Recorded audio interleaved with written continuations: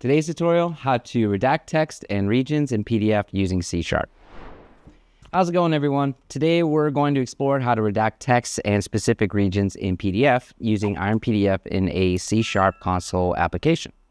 We start with NuGet Package Manager, where I've already installed the IronPDF. Please install it first before you proceed. Next, let's move on to the program.cs file. First, we set up our IronPDF license key. The license key is stored within a region to keep it secure and out of sight. Next, we create a PDF document object by loading an existing PDF file. In this case, we'll load a file named novel.pdf from the F drive. This PDF document object will allow us to manipulate the PDF content. We then use the redact text on all pages method to remove a specific phrase from the entire document. So here we are redacting the word R from all pages. This method scans through the PDF and blacks out every occurrence of that specified text.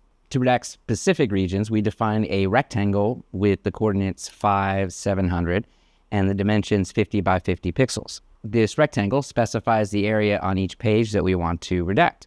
The rectangle F class is used to create this rectangular region.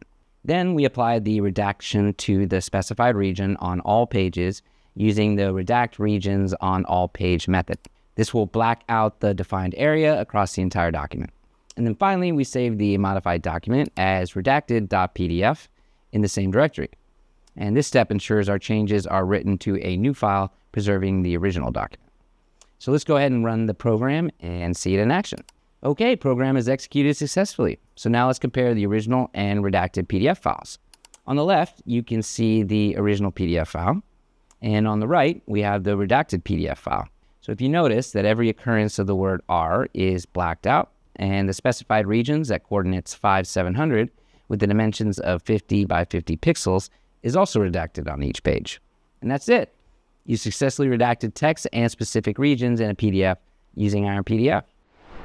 We hope you found this tutorial helpful. Don't forget to subscribe for more useful tutorials from Iron Software.